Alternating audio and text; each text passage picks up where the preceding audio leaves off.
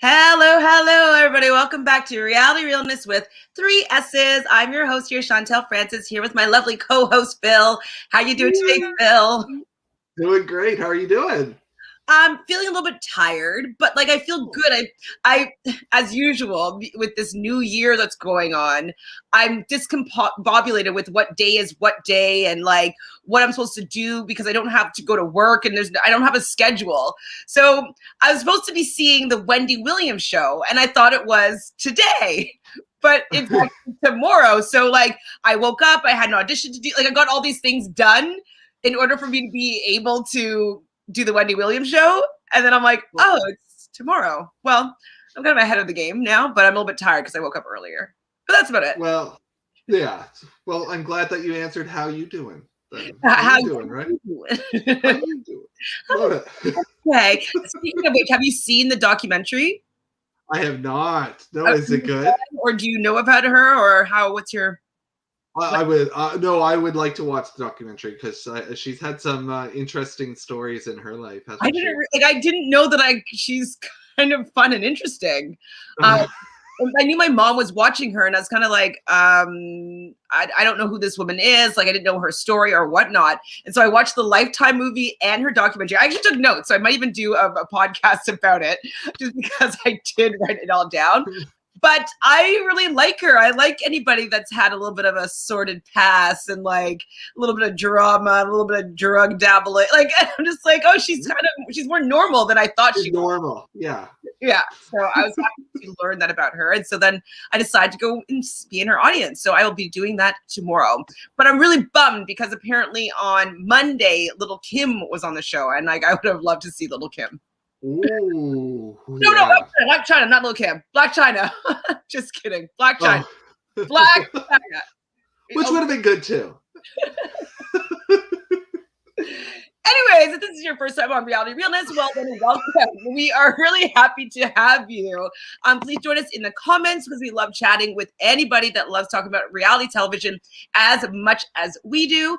And just in case you've forgotten, please subscribe now. So today, what is on the docket is The Amazing Race, Australia, episode 2. Woohoo! Overall thoughts in the episode, and then let's look and see if anybody helped us out with that survey. Yeah, so, well, I can say I have some results from the survey, but we didn't have tons of people, but we did get some response. So that's great. And we're gonna have a new one for people to tonight. Yeah, no, I think overall this episode, I think actually it felt a lot harder than the first episode. There were things in there that I would have struggled with, no, it was fun. It felt very Amazing Race. It does feel very Amazing Race. And one thing that I've been appreciating about it, and I think it's going to become more and more of a thing, is how involved the host is. The host is so into his gig. Like, yeah, he's like, can I do that? Like, I know that he wants to insert himself. Kind of like Tom Cruise, he wants to do all of his own stunts. Like, this guy wants to do everything that they're getting to do on The Amazing Race. And I love it.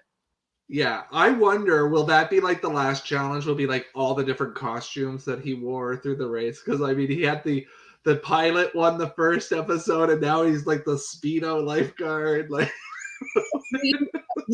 yeah, maybe. No, I think that there actually will probably do, like tokens of each of the people at the pit stop, because I really noticed those gold medals this leg. So yeah, I feel like it's going to be that, but who knows? I have to go back and see what the person was in the first leg, if they had like a identifiable memento. But that's kind of where I'm leaning towards. But that would be really hilarious if they had to, because I don't think it's to see him do that. That's true. That's true. That's for us. Okay. we're all trying on these outfits or whatnot. So do you want to take a look at the survey? And So the survey was based off of at leg 1, and so we asked a bunch of questions. The first one was, which team were you most surprised to see do well? And we actually ended up with a tie. We had a couple votes for Ashley and Amanda. and we had a couple votes for Shane and Deb, which I think is quite surprising because we didn't really see Shane and Deb, so maybe that's why they were so surprised that they didn't. Surprise! Surprise! The leg one task that was the hardest. Most people said bombs away, which probably was the most physical of the tasks. Were you surprised with the elimination? Nope, nobody said they were surprised. The villain team, we've got Alex and Jack, and Holly and Dolor took the lead there for those two, for that one. And we asked favorite teams, a lot of old school teams, Rob and Amber's, Charla and Myrna's, Nancy and Emily's, those kinds of things from like way back in the day. And then which team do we think will win? Quite a number of people. So I don't know if this is a spoiler. I haven't heard anything, and I know it hasn't been, nothing's been revealed, but a lot of people are rooting, or at least thinking that the Cowboys are going to pull it off.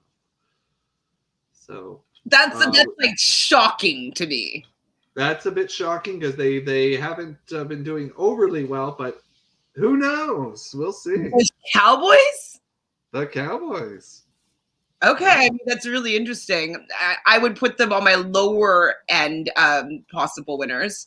I put a lot of people ahead of them. I would too. They're not really. They haven't done anything that stands out yet to me. They seem to do well on a couple, but then like they go up and down on the where they are. So I just can't picture them doing well on like some memory challenge or like solving some, not puzzle, but like having to do this and then do that. Like it just doesn't seem that they're good at putting things together in that kind of way. So I could be wrong. Maybe they'll get better as they go along in the race and maybe they'll adapt really well. That's true. Yeah. But from what I've heard so far, I don't see, they don't have the winning vibe to me. They have I'm a character on the show vibe, but I don't think they have the win. Well, and I mean, I guess now we don't know because some episodes are already out there, so we don't know. But the first episode, they were 12, so that's a big jump. Yeah. Okay, so maybe they do well, and people are watching it back after the fact, and like maybe that's it.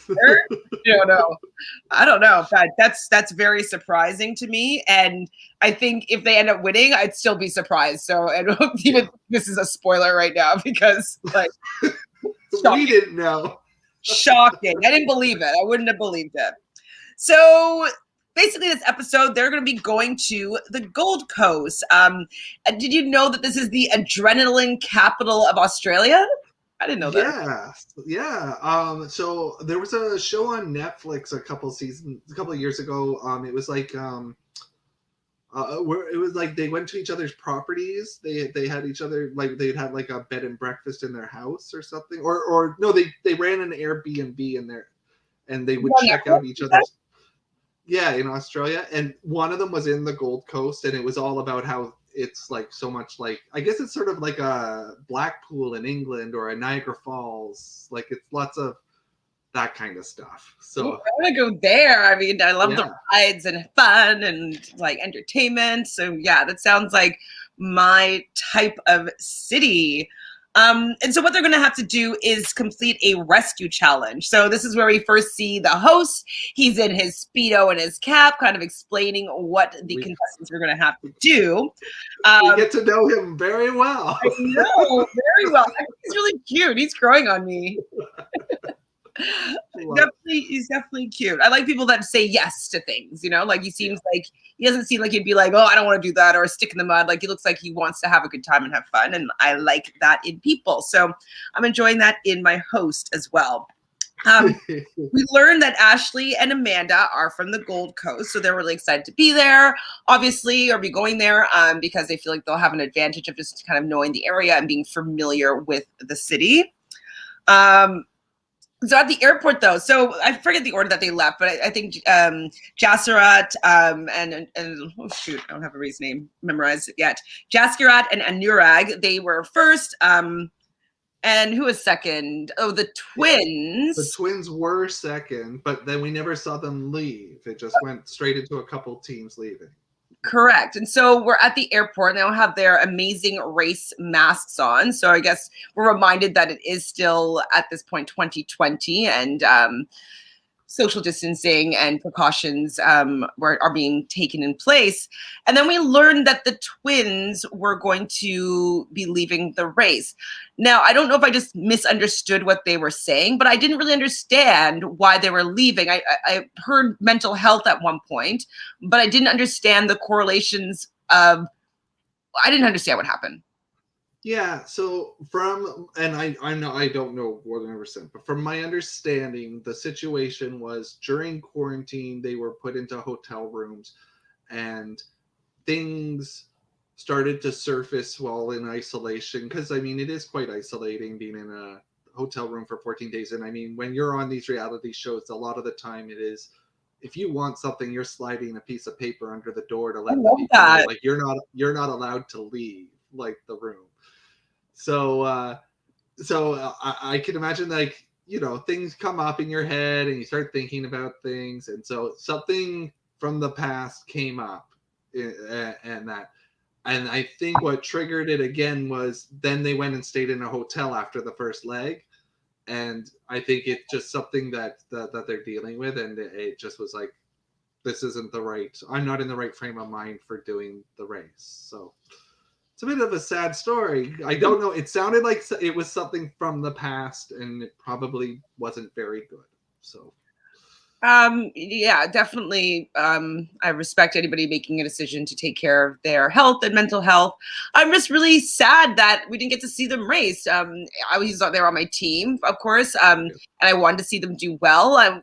They had a really great first leg. They auditioned to be on the show, and a lot of other people would have loved to be there. I really wish that they were able to, maybe see a doctor or something, maybe while on the race, just to be able to stay. Because I mean, I don't know what they're going through, and so this is just a complete outsider perspective. But I feel as though they'll be upset with themselves for not leaving with this opportunity. Yeah. You know? Yeah, I agree. I think it sucks because I do think that they were going to be a team that was going to bring some drama and bring some situations with the other teams. Like, I think like some of the teams might have been afraid of them, and there could have been some drama out of that. But yeah, I mean, it's tough. I mean, you could genuinely see it on his face. Like, there was, like, he didn't want to go, but he felt he had to, and there was something going on. So yeah, I didn't. I mean, I want everybody to be well and to be enjoying what they're doing, but I just hope that they don't regret this decision, you know? Yeah. Because you just need to take a little bit of time and get back into the race and know why you're doing it, and, you know, feel the adrenaline, the energy, and like the fun of it. And you get to run with your brother. And I don't know, I wish that they made a different decision, but I'm sure they'd be the best decision for themselves. So who am I to judge? Sad though, very sad. So Chris and Aleisha, we learn, have been together for 14 years, even though they look like they're 14 years old. Yeah. They look so young. And so the Surf Life Saving Challenge is where everybody was heading to first, where they're going to be completing this rescue challenge. So they had to learn these signals on how to communicate with their partner, who is going to be on the boat with some people driving this little boat or dinghy, or I'm not sure what kind of boat it actually is. And then they have a map with different buoys and a number on it that they have to basically get a certain 3 numbers, and their partner has to go out and get it without walkie-talkies or whatnot, just with the arm signals. With the flags. Yeah. With the flags. Exactly. Which role would you have chosen for this task? I think I would have liked to have been the flag person. I think I would have adapted pretty well to what they were, and I think I would have been good at that. Being on the boat would have been fine too, but I think I would have liked getting the signals right, and then, like, if something was going wrong, I like a parade. And you're like, wow. Maybe that's a bad idea. Maybe I'm going down the beach.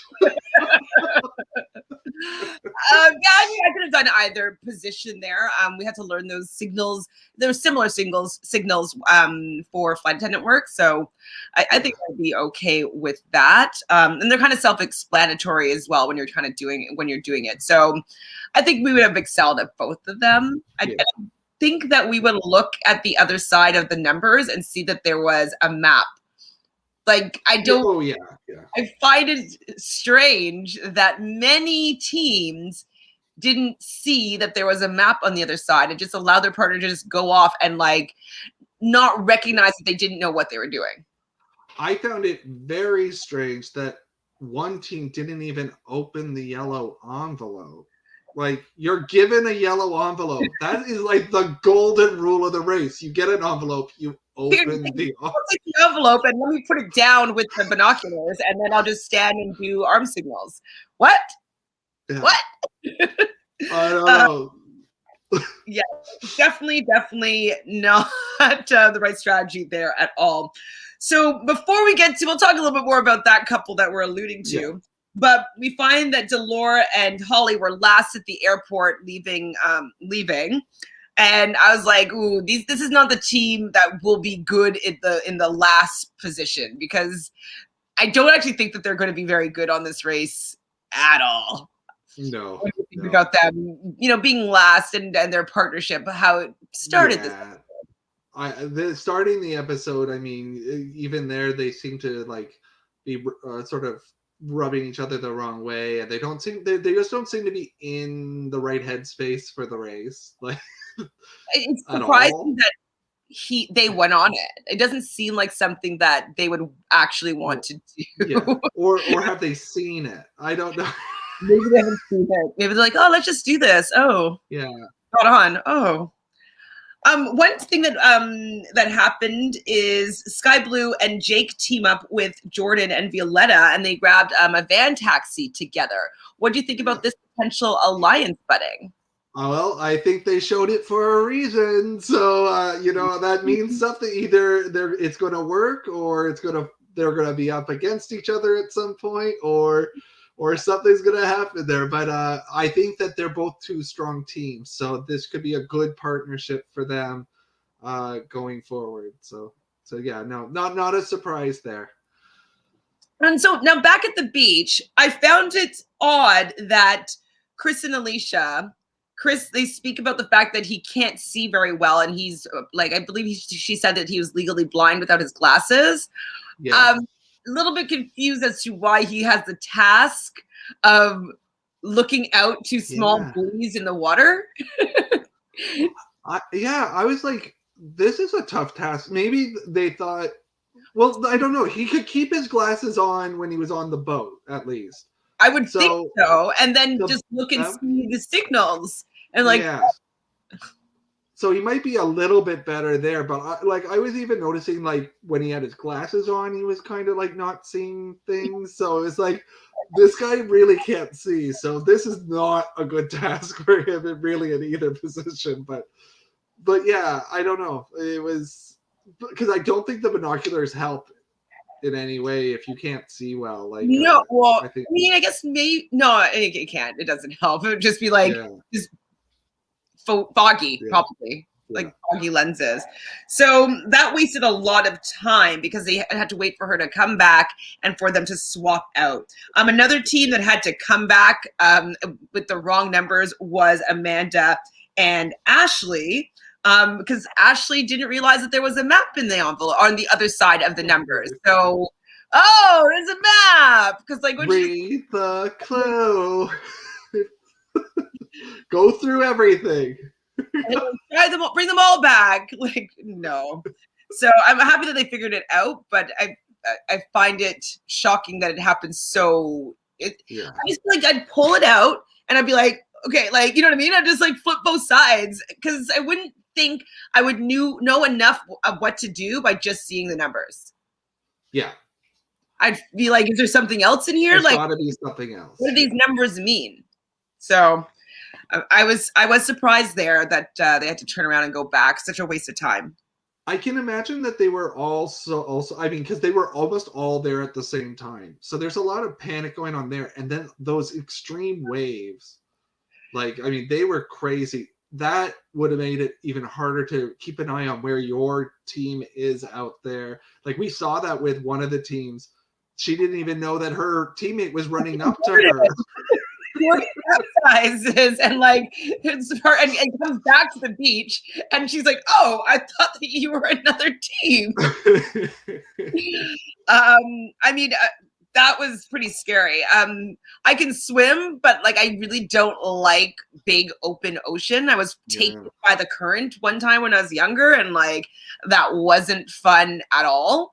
And so don't love the idea of like ocean water, waves like that. Like I would probably have been scared of if I'd capsized. So maybe I would want to do the arm movement. Be like, all right. I don't want to capsize. People are like, you should try surfing. I'm like, I probably would hate that.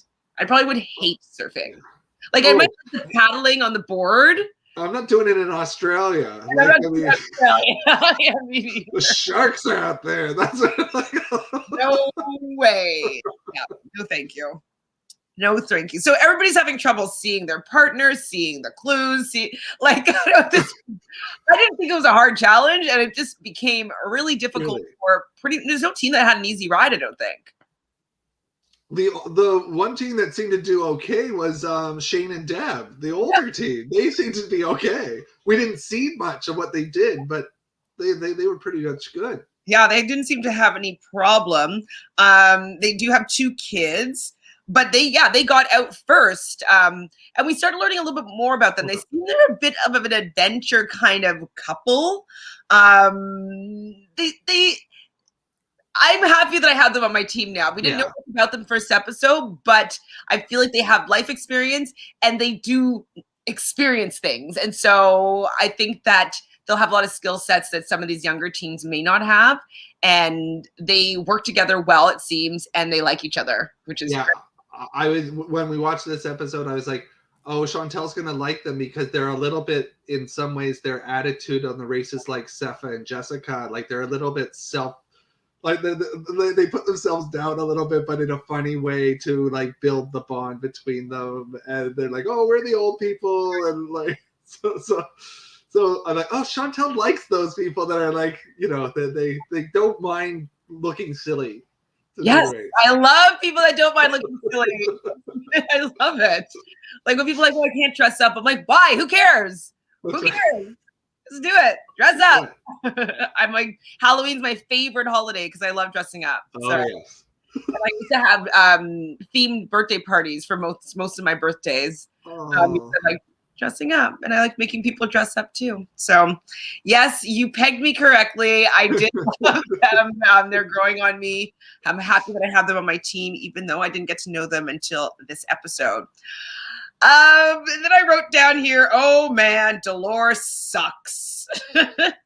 No map, no binoculars. Like after everybody's left the challenge, she comes back to show him the binoculars and show him the envelope with the map on it.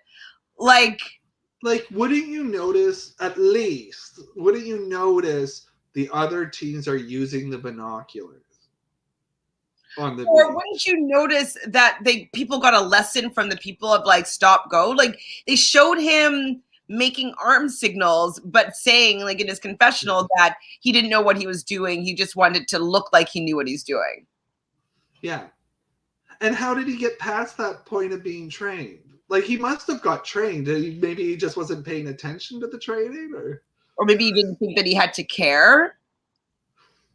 I don't know, but it was all bizarre to me. And I was like, for someone that has such a big ego, like you're not good at stuff. Yes. Like, people that have that kind of like bravado, they're always like, they're usually good at least at a few things, and I guess like his few things are something about, I don't know, was it finances that he's in? And then he also played semi-pro soccer or like a soccer at a high level, he said. So I don't know what that means, but I don't know. Maybe those are the 2 things that he's good at. And then he thinks that he's good at everything, but he's not at all. So the detour is either swim to the beat or snappy feet.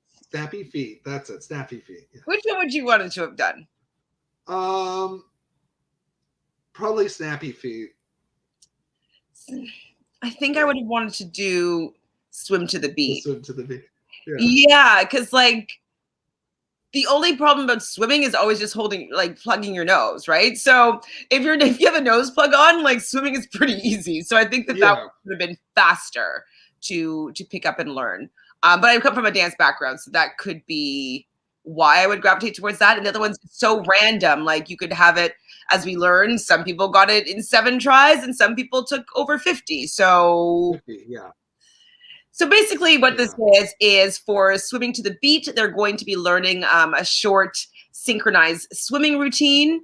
And then snappy feet is going to the UGG store where they were going to put their hands in boots and to get their fingers snapped. And if it's a gold mousetrap, they were going to get the clue. So yours is easier, but it could take longer. It could take forever. It's a needle in a haystack kind of challenge. Now, do you think that they had like 12 mousetraps in like all of them, or do you think it's just one that they kind of circulated? Okay, you think it was 12? No, I think like it was set up. I think they had it all set up ready to go just in case a lot of teams came at once. So were you surprised by who did what? Obviously Shane and Deb, they went to snappy feet, and same with Jaskira and Anurag. They were out second. And actually the two of them were there at the same time, and we'll say the Super Seeks, they suggested that they work together and kind of like made it methodical. But it also allowed the couple to get the gold mousetrap first. Yeah. So yeah, I don't know. I mean, it's for the second leg. So, but honestly, like, there's no real reason to work together or not work together on this. It's completely random. So, I mean, once one finds it, the other one's still got all those other ones to go through. So, and you're watching them pick which ones they're picking. You're not going to pick the same one that they picked, even if you're not working. I mean, that's something. Being like, just know that we've already done this whole row, so you don't have to go and do that row again. So I guess maybe that's where the alliance or working together kind of comes in, is like not to repeat, and which would save time. So it's not a bad, I guess, alliance here. Next came up was Skye-Blue, Malaan and Tina, Sefa and Jessica, Jordan and Violeta. Sefa and Jessica decided to actually go swimming, and then pretty much everybody else. Jordan and Violeta also went swimming, and then Dolor and what's her name? I forgot her name already. Holly did swimming. Yeah, so and Chris did swimming, correct? Yeah, and Chris and Aleisha. Yeah. Right. Oh, 5 then. Right? 4. I think it was Jordan and Violeta, Sefa and Jessica, Chris and Aleisha, and Holly and Dolor. Okay, fine. But it does seem as though the judge was harder on them in the beginning and then got a little bit more lenient towards the end, because from the clips that they showed of Dolor doing it, we never really saw when he did it well enough for him to get the clue. Did they do one really good take? Yeah, no, they didn't. I think it's one of those, you try it a certain amount of times, and because really, it's really hard to get better at something while you're tired swimming in a pool. Like, I mean, that's tough to like constantly improve. Like, that's not going to happen. So, yeah. And somebody who doesn't swim at all doing that, like, it was very clear he does not like the water. So, well, he was just like just straight down. Like, I was like, is he going to come back up? Just like lead right down to the bottom of the pool. You have something tied to your feet? Do you have a lead brick to your feet? We're talking about proving a point. Like, okay, come up. So I was really surprised though by how bad he was at the task and how she didn't really know what he meant by treading water. When they're in the taxi on the way to whichever detour they were going to choose, he'd asked her, well, like, would I have to tread water for this one? And she says, no. And he's like, okay, well then let's do this one. If we're just in water up to our waist, like no problem. And so I found it odd to me that she would lead him down a losing path here when he directly asked her if she was tread water. Yeah, she seemed very confident that synchronized swimming, they touched the ground. And I was like, okay, I've never thought that they would touch the ground. Like, no, or maybe because it looks like they're touching the ground, but they're actually treading water.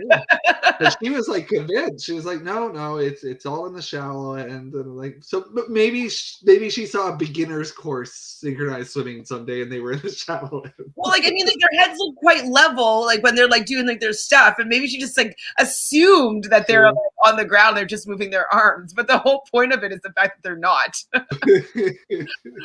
Okay, I have one little tinfoil hat moment we could talk about then. Do you think that maybe she did it on purpose just to get him? Like,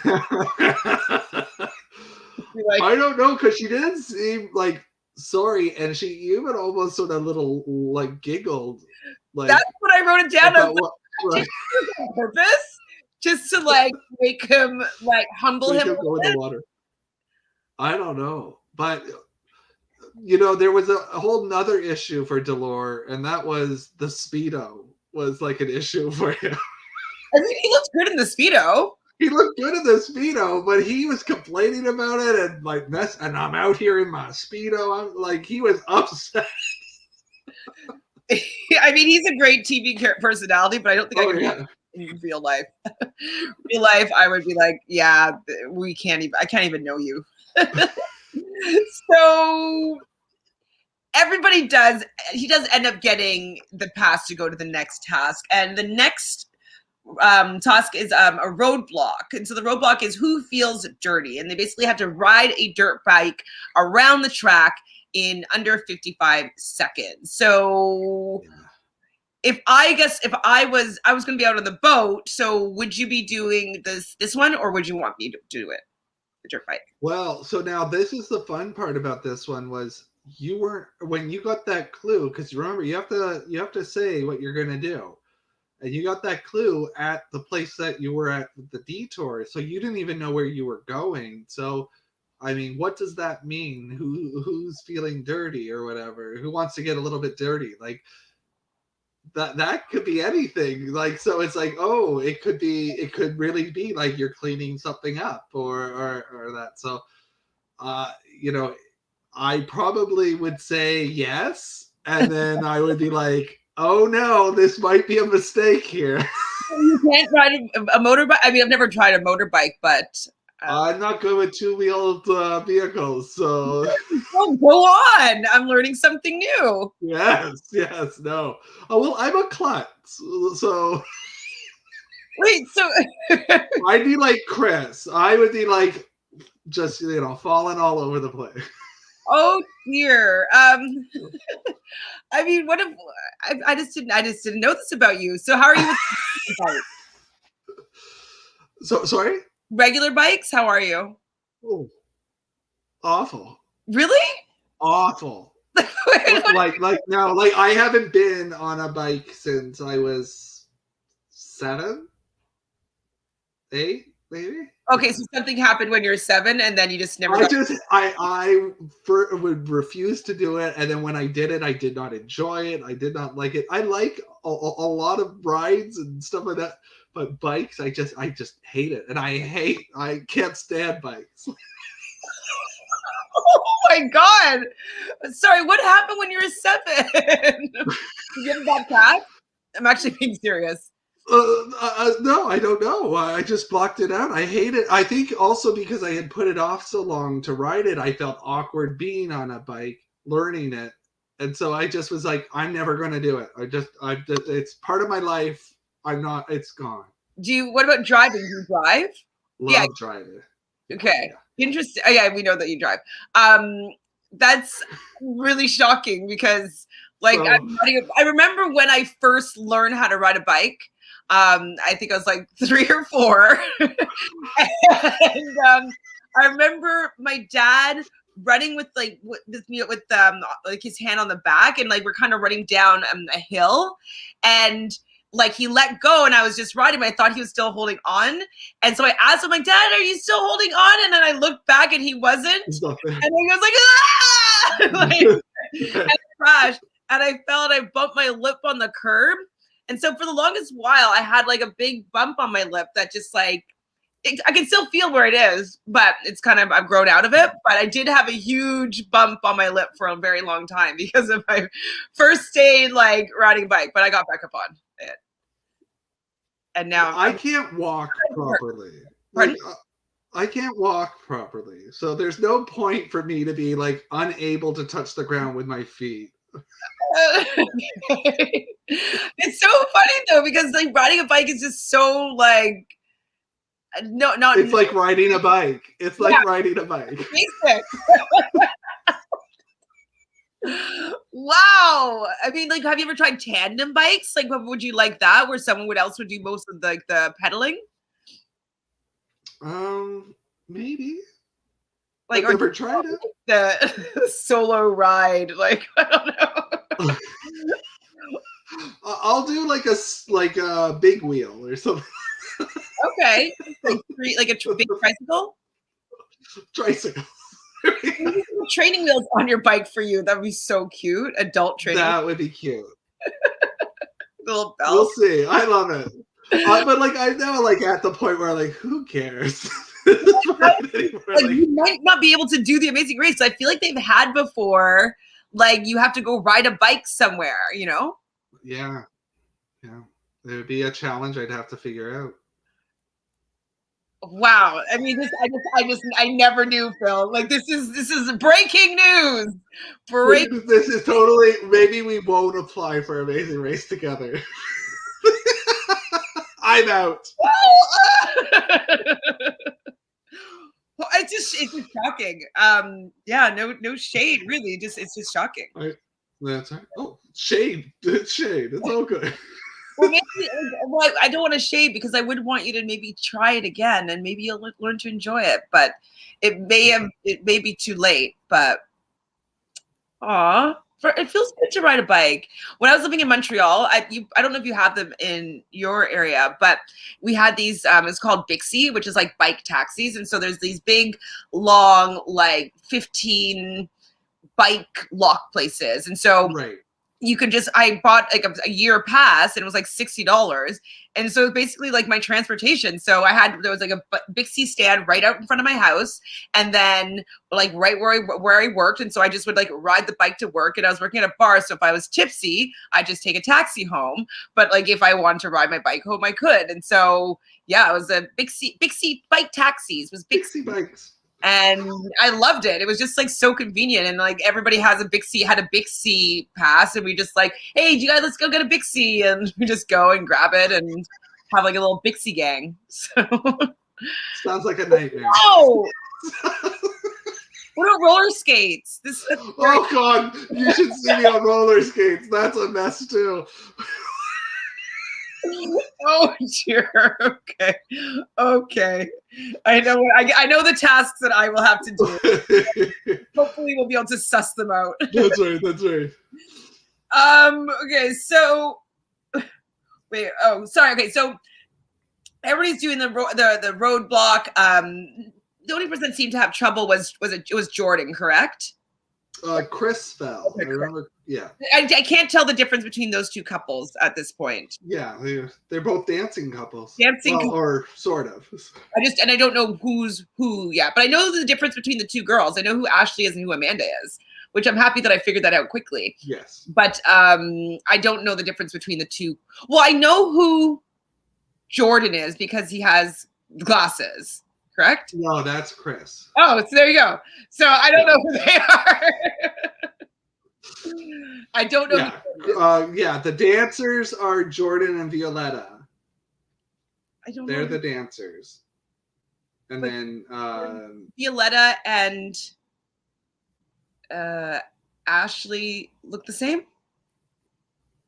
A little bit, yes. But Ashley's with Amanda. Oh, I mean, never mind. I don't know who anybody is yet. Okay, sorry, guys. Just omit that part. Episode 2. Episode 3, I'll know everybody's name, I think.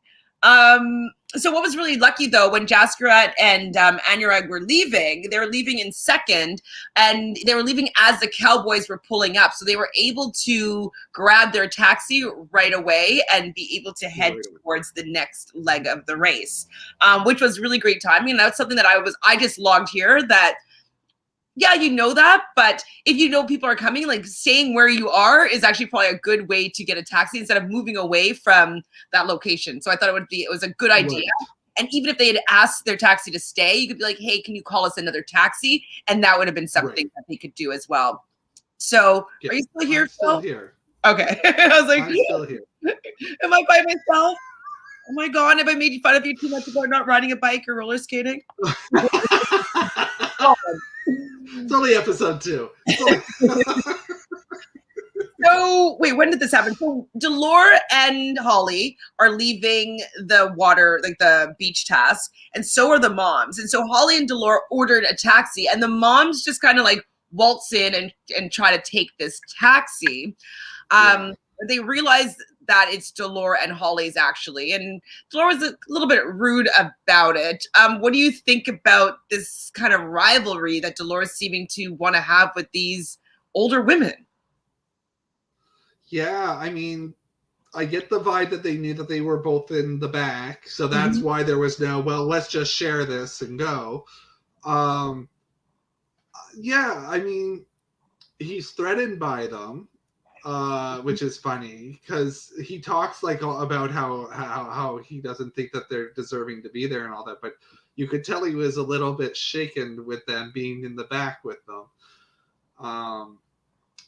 Yeah, the mom sort of reacted kind of bad. I don't know what vibe Dolor is giving the other teams. If he's doing anything like he is to the viewers, it's probably the same. And so so I could kind of see why they might not like him, and maybe so I don't know.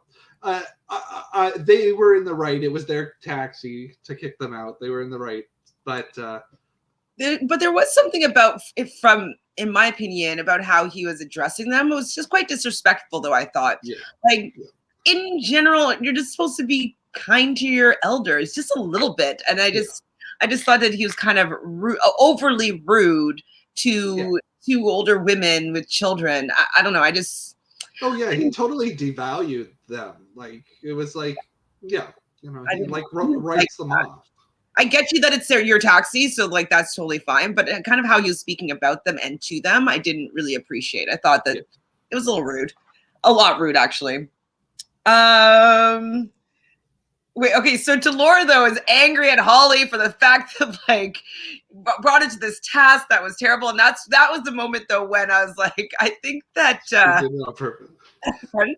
She did it on purpose? Yeah, I think that she did it on purpose. Okay, so, yeah, Dolor has a tantrum at the swimming thing. They finally get it. So Shane and Deb, though, are at the dirt bike portion, the roadblock, and they say that, like, oh, yeah, we dirt bike over the weekends with their kids. Like, I was like, yes, like, this is going to be a good team. Like, they have experience. I loved hearing that sound bite for sure. Now, I didn't write down, but who was first from the roadblock? To leave the roadblock? Yeah. It was the Cowboys. The Cowboys, yes. Yeah. Did write it down. But their taxi left, apparently. And so they weren't able to find a taxi yet. Shane and Deb and Jaskira and Anurag were right after, second and third. And they, I believe, had a taxi waiting for them, or they were able to find one a little bit quicker. So they were going to be off to the pit stop. Like it seemed as though Dolor was probably still doing his swimming thing when they're off at the pit stop. Probably. So they had to go, I don't remember exactly. To the Innovation Center. The Innovation Center. And look around. And they didn't show up for the first team, but there was like a big billboard that said Amazing Race and something about Wet and Wild Park or something like that. So the first team one of the teams figured it out, and the other, I think, and the Super Sikhs didn't They see figured it. it. Right? They saw it. They saw it, and then the other team saw them at the. Oh yeah, because they were hiding behind, like they were trying to hide from them. I was like, oh, okay, maybe they do have a little bit of cutthroat in them, like to hide from the. They want to win. And so I noticed though, like after that team went there, the people in the bar where the window was open was starting to like direct the racers, be like, it's over there, it's over there. But I didn't see them do that for the first two teams. So I'm wondering if like they noticed after, or they only showed those clips after. Yeah, oh gosh, I'm sorry about this. So no, I think I definitely think that there was a couple people that were Amazing Race fans, figured out that they were there, decided to be outside the bar, or sorry, inside the bar at the window, and they were probably there for the majority of the time once they saw what was going on. Those were super fans, I think, for the race. I'd be really excited though, actually, if I saw people racing. I think I would be like, it's so fun. How can I help? My phone, can I type something for you? It's so fun. So they have to take the tram to Wet and Wild, but then didn't they also have to like take a van, like a taxi after that? I was so confused. I thought the tram would take them directly to the Wet and Wild Park, and then, but it seemed as though there was another drive that they had to do. So it must have taken them to like the closest station, and then they would have got into. So maybe it was like maybe the tram is sort of like the subway or something, and it goes to a certain station, and then they have to get onto a taxi to go to the actual theme park. I guess that's what they had to do, but just like I was thinking that the tram was going to take them to where they needed to be. You know what I mean? It seemed as though they were in the right area or something, and they definitely weren't. And so they're going to be taking a water slide. Like once they get to the Wet and Wild Park, they have to go down a water slide that looks like a pretty scary water slide. And we saw our friend, the host, do this himself as well. He's like, oh, come on, can I do it? Can I do the slide too? Let's do a shot of me going down the slide. And he goes down. How are you with water slides? Good. I've done that one. I'm not the one in Australia, but I've done that water slide before. I love that water slide. I don't have I done that one before. I've done many water slides. I don't know if I talked about it with you, but last year around this time I went to where did I do this? In Puerto Vallarta. And so we did all these adventure tours. And so it was like zip lining and stand-up zip lining, and laying down zip lining and upside down zip lining, and rappelling and whatnot. But then at one point there was like, and there is like a 50-foot drop of a water slide that you have to go down. I was like, I mean, it doesn't look that safe, you know? But it's like, well, you gotta do it. I have to. It's actually like not as scary. It's scarier. The buildup that you give yourself is more scary than actually doing it. But yes, my friend though that I was with, she's like, I'm not doing it. I am going back down. So she found some alternate route that took her like an hour and a half to get back down, when it was like, honestly, a 10-second drop. I don't know if we lost Phil for reals or not. Phil, can you hear me? I hear you typing.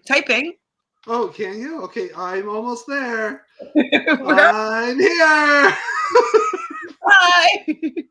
I think I fixed it. So what's the fix up? The webcam, I had to something's going every so often, it will go down. So I just had to replug it in. So. Oh, gotcha. It happens. No problemo. So basically, it was a foot race between the Super Sikhs and the mom and dad. Who were you rooting for? I mean, I know that the Super Sikhs were your team, but were you rooting for the parents more? No. I didn't mind. I thought that actually I like that the parents did so well. So probably it would have been nice to see them win a leg, because you kind of want to see that, and you know that like their kids would be so proud of them, and that I'm sure they're proud of them anyways. But because they had a good leg, but I mean either way, I'm good. They were both good teams that did well. So. And so your team, the Super Seeks, got to the mat first. And then my married couple got there pretty quickly after them. So I was really proud of them. We didn't know who they were last episode, and now they're really coming out to be a strong competitors that seem to have a variety of capabilities. So I'm excited to see how well they do. I'm definitely rooting for them. I'm definitely happy that they're on my team, and I want to see what more that they can do. So I was pleased with the way this ended. Now they introduced something different at the end of this leg, that Jaskira and Anurag are going to receive. Well, they receive a first class pass, so that means that they can pass the whole leg of the race and can't be eliminated. So what does that mean, do you think? Yeah, so so I did look into this a little bit of what does this mean. So this means, we will not really see them next leg. They're fine. They'll come back in leg 4, and from my understanding is they draw a number out of a bin or something and to determine what place that they get to leave at. So all the numbers will be in there, and then they'll pick like 1 through whatever, and that will tell them what their starting point is. To be honest, though, I kind of think that this is a bad thing for them. Like, yes, you're not getting eliminated, but I think that they should be running it because there's something about the momentum, like thinking like racers, like learning new tasks. And even if they need to remember things from certain legs of the race, if they didn't do this leg of the race, they may not have immediate like remembrance of what went down. And so they should just be able to run the race without risk of being eliminated. I don't think that they should just completely skip over it without it being an actual fast forward. Or if they get a free first class pass, they get to choose when they want to use their first class pass. So maybe it's a task that they can't do. They're like, I'm going to jump over this task. And you know what I mean? It's kind of like the, you know what I'm talking about. Yes. So I kind of felt like I was like, oh, well, this is okay, but like they're going to miss out on that bonding possibility also with teams, right? So if U-turns come up or things like that, this is putting more of a target on them of not only did they win, but they didn't have to run the whole race yet. Like, so they're getting all this stuff, and we don't really know them because we didn't have that great experience on leg 3 with them. Like, you know, and that could happen. So it's a double-edged sword. I mean, obviously it keeps them in the race, and that's great. But you know, I think that I agree. I think it should be something else. It's got to be something during the leg of the race. I kind of would question whether I would even feel that they deserve to win at the end because they didn't run the whole thing. And I'm not them, but a team. Yes. Right? Like if a team got it, I'd be kind of like, well, they didn't really run the whole race though. Like, I don't know. I totally agree. And they were probably like, oh, thank you. Like, you know, they came to run the amazing race. They didn't come to just get to the end. You know what I mean? So, in my opinion. So I would be a little bit disappointed that I would be missing out on some experiences. Yeah, I agree with that too. You also get to have 2 other passes. So one's a salvage and one's a sabotage. And so the salvage is an advantage that they get to give to one team, and the sabotage is a disadvantage. So for my understanding, when they first explained it, I thought they could give it to any team. But it seems that they can only give it to the 2 lost. Bottom 2. Yeah. That sucks. Yeah. I think that, again, that's kind of a sucky thing. Last time the salvage pass, because I think Australia had a salvage pass, and it used to be that they got the choice of whether it would be an elimination, but the winning team could say, no, we're going to let them stay in the race. Like, we'll make it a non-elimination and let them stay in the race. This one, you know, I mean, it depends what it is and I mean, I think we found out what the punishment one is in the preview. I think they sort of said what that was. I can't remember right. So I'll keep that a surprise for you. But the sabotage one, the salvage one, I mean, it's kind of funny. Why is it the back two teams? Why not the top two teams, like second and Or third? anybody, whoever you want to sabotage, or but anybody, yeah. and maybe it's the salvage between the last two. Yeah. Maybe. Yeah. Maybe. But, anyways, so I'm not sure how these will play out. I'm not sure if I like them. Definitely we both have issues with the first class pass. We'll see how it goes. yeah. But I know they're trying to be different. I know they want to, stand out amongst all the other amazing races around the world. I don't know if I like these two twists, but we'll see how it goes, I guess. So Dolor and Holly are in last place when they're going around that track, because even the moms beat them on the track. Yeah. And Dolor gets off the bike and starts like shadow boxing like he's done something great. Like, I'm just like, this man needs some like, he didn't even get humbled by not being good at two tasks in the beginning of this episode. No. Gets he around had a good one. Like, he needs some humble pie. I don't know what would humble him, because he's somebody that would just quit. Yeah. Which could happen. I mean, surprise. I put that could happen. Quit, or he'll like give it up. Yeah. Yeah. If she ever gets to a point where she gets a task that she's having difficulty with, and he can't control the situation in any way, he'll just be like, fine, let's just go. And then he may talk her into it. So. Hated it. Hated that. And I mean, they're an interesting dynamic, obviously, as a character on the show, but his personality is bad. Bad. Why is she with this man? Anyways, and people choose who they want to love, and she wants to love him. That's not my choice. So the order of people coming in were everybody did around the track. They didn't seem to have that much trouble, and we didn't see that much of the people going down the water slide or whatever. So I'm just going to kind of blow through the names. So we know that Super Seeks were first, Shane and Deb, the parents, were second. Cowboys, Brendan and Jackson, were third. Ashley and Amanda, fourth. Jordan, Violeta, fifth. Malaan and Tina, I'm happy that they moved up there a little bit. We didn't really much on that leg, except at the UGG portion of it. It seemed like they were kind of getting into a bit of a spat with like being methodical about the UGG boots, but they got it after 7 tries. So that spat kind of went away. I thought it was going to be bad and it was just going to go on, and then it was going to like be bad for their relationship, but they were able to snap out of that quite quickly. Joe Bell and Ronnie were 7th, so they also improved their standing for sure from coming in next to last. They didn't seem to have too many problems this leg. They seemed pretty strong. So I didn't see any either. Chris and Aleisha were 8th. Sefa and Jess 9th. Skye-Blue and Jake kind of went down a little bit here. Yeah. I don't know how that happened, but they're 10th. And then it was between Holly and Dolor and Jude and Shannon, who are kind of doing a foot race to the mat.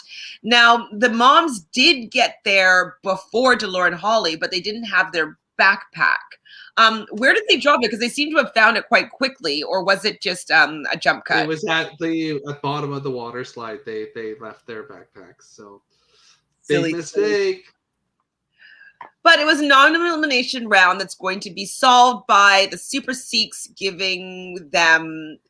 Wait, no, it's just not an elimination round, and then they're going to give those two the different pass. So were you surprised that they honored the order that people checked in and gave the moms the sabotage and Dolor and Holly the salvage, I believe?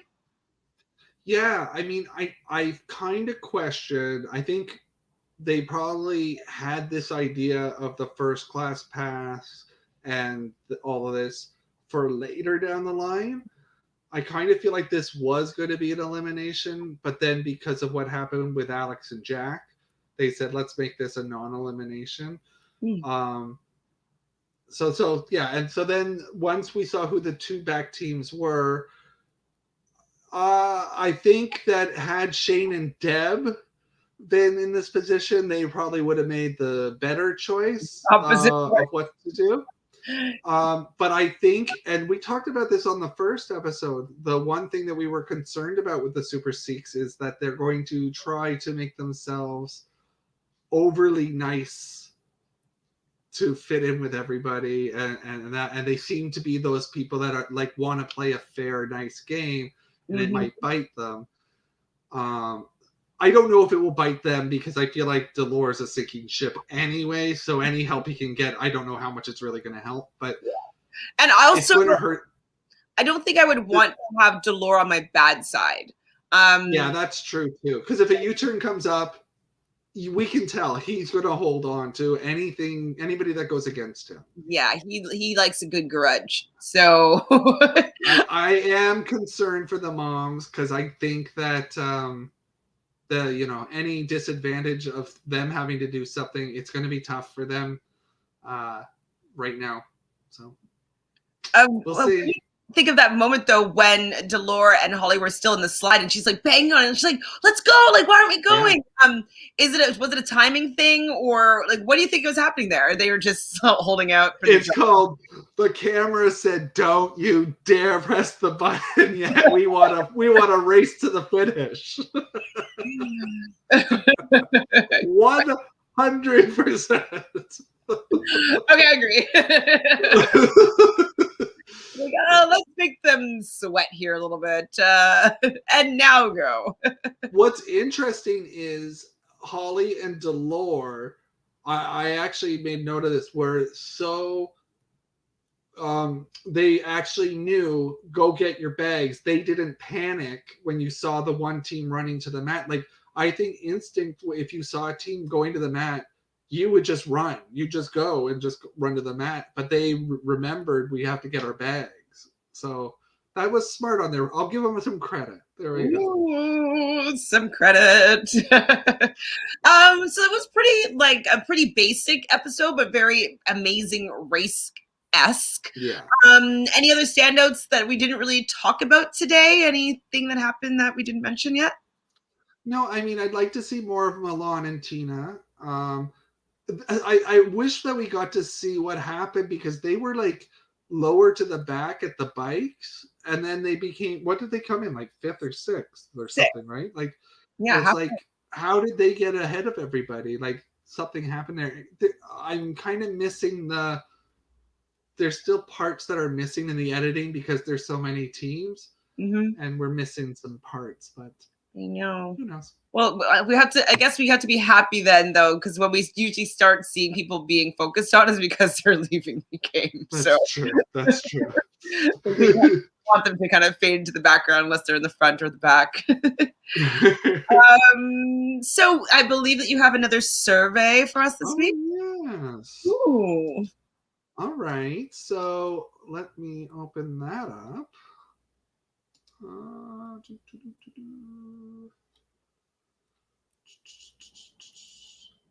So first question for you. Were you surprised with the elimination of Alex and Jack? Yes, I was. I just felt that they were somebody that would have been interesting characters to be on the show. I was curious to see how they would work together because twins have that twin bond and like they can communicate really well together. And so I just wanted to see them give it a go. So yes, I was surprised. I did heard in the preview too, like, and a one team quits. I was like, what? Who quits? Yeah, so I was shocked. You too? And so when you heard that one team quits, who did you think? Dolor? I thought maybe like who? No, Dolor. Yeah, Dolor maybe, or it would have been Dolor. It would have been the type of team that I would think that like he just throws a tantrum and was like, I'm not doing this anymore. Like whatever, you do it by yourself. I can't do it without you. Well, then I'm not doing it. We're quitting. Okay. Yeah. So, what was scarier of these options? What was scarier? Jordan's boat tipping into the ocean, Chris's fall from the motorbike, Dolor's problem with his Speedo, or the drop from the water slide? I'm going to say the capsizing boat. Obviously, out in open waters, as I mentioned before, it's a little bit scary. Which could be sharks in there.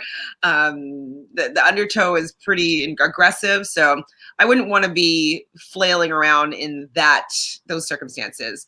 No. I'm going to put them in order. So then I think the next scary thing would probably be the bike, because like obviously that could be dangerous. If you get any limb caught in anything, that could be very bad. And then I think maybe the water slide, because you'll get a little bit of butterflies in your tummy, and so looking down, it could be kind of scary. And maybe if you're Dolor, that might be more scary, but I don't find it so scary at all. No, yeah, I don't know. He seemed to be really scared about the Speedo at one moment. So there we go. Which leg 2 task was the hardest? The lifeguarding signals task, the swim to the beat, the mousetrap one, dirt bike racing, or the water slide? I think the first one. The lifeguard challenge, just because there's a few different elements. We learned a lot that people weren't able to see very well, and that was hindering a lot of them doing better. It seems like a lot of teens had to come back in, regroup, or switch who was doing what part of the task. And there was a couple of variables where people were like, oh, I didn't see the map. I didn't realize that it wasn't random. So there's just all other factors too that seem to go into it, that it's potential that you can do that poorly multiple times. So I think that one's the most difficult. I agree. You agree? Which team would you have given the sabotage pass to? Holly and Dolor or Jude and Shannon? I would have probably given it to Holly and Dolor. I don't think that I would be scared of Dolor's wrath. I'd be like, you're just so good. Just be like, you're so good. Like, just give the mom a break. Yeah, I don't think that I would have rewarded his bad behavior. No. Yeah. And I mean, you're there to try and win. So, I think it makes sense. I don't know how strong the moms are going to be. Exactly. So, what do you think of the first class pass? From a score of 1 to hate, 5 to love. It needs to be workshopped, so I'm going to say 2. Okay. How about the salvage pass? Well, we don't really know what it means. Does it just mean that you're keeping the team? It means no. So the salvage pass, they said, was you would get an advantage in the next leg. I like that.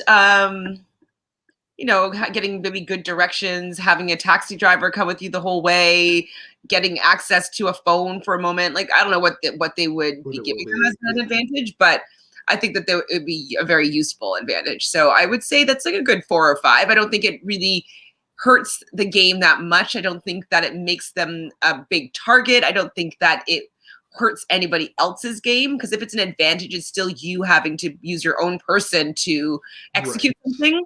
And it's not like a game mechanic that comes in that can screw anybody else over. So it's helping just one team. I can't imagine it being super huge. I'm fine with it. 4 or 5. Okay, and what about the sabotage pass? So there'll be a disadvantage for a team in the next leg. I don't mind the sabotage either. It kind of reminds me a little bit of the Roadblock, or like in the early days where they had to like give all their money and away before they could continue on in the race. I don't think that the sabotage is usually that bad. Maybe it's like, turn over a timer and have to wait out 10 minutes. Like, okay, it sucks, but it's not that bad. I feel like both advantages and disadvantages in the racing race suck, like they hinder, but they don't completely wipe people out of the running. Right. So I'm fine with both of them. So 4 to 5 for both. They're fine. I'm fine with them. Yeah, I think I'm good with both of them, but I think going back to what we were talking about, I kind of would agree with you that it would have been better if they had their choice of teams as opposed to it being the bottom 2. But then, though, it could make people more mad at them. Like, why did you choose me out of That's everybody? true. At least, no matter what, they'd be like, "Oh, I just chose between the two of you guys. Like, I had to give one of you one." You know what I mean? Like, they have a little more of an excuse to like backpedal and get out of it. If they had full reign to choose who they were giving the sabotage and the advantage to, people could be mad and they can hold a grudge, and also they can be irritated by who they chose to give the advantage to. So it could have blown back in their face, and not in a good way. Okay, your last question. Which remaining team do you think was most improved from the first leg? Oh, definitely the parents, Shane and Deb. We didn't really see much of them, but I was interested in learning more about them. I was happy that they were doing well without it seeming very challenging for them to do well. I now expect them to do well going forward, and I like that, because before I didn't have any expectations, and now I do. I expect them to do well, so I'm happy that shifted and changed. Very good. Well, we want to know what the listeners are saying. So the questionnaire here will be in the comments below, or in the description below, and just feel free to let us know so we can talk about it at our next meeting, which is when? Friday 5. Friday 5. Friday at 5. Good. Love it. And do you have anything that you want to share? I see that you might have gotten a name locked down. Yeah, so we just recently launched, me and my friend Adam, we have launched a games company for online game parties. If you and your friends want to play games, you don't want to put it all together, you want somebody else to host it for you, reach out to me and Adam. We are at Good Time Games with Adam and Phil. You can find us on Facebook. And we're looking forward to doing it. We've got a whole variety of different types of games that can be played. You can do it with friends. We're going to be launching some games for people to play with strangers. And lots of fun. Great things to do while you're at home. Exactly. So these are, I was a guinea pig, and I had a really enjoyable time with people that I've never met before. So if you like games, but maybe you don't have friends and or family members that want to play games with you all the time, this could be a great opportunity to meet some new people and play some fun games with some fun hosts. So I support this mission of gaming people, making people become a part of our gaming world. And so if you get your links, I will put them in the info box as well, because of course, wonderful, a lot of people that watch these competitive reality shows, they're gamers. They like games. Oh yeah. Oh, and we're gonna be launching soon like a fun strategy game that will be like an online reality game for one night to play that you could win money. So yeah. Wait, how come I wasn't a guinea pig for that one? You're always welcome, Chantele. Well, that's awesome. I'm happy that you figured out a name and that it's is our official launch day. So we're ready to go. So I mean, people can go to that page, go to our page, Good Time Games with Adam and Phil, and connect with us, and we will start signing you up for times, whatever works for you, and we'll also announce those single player nights as well.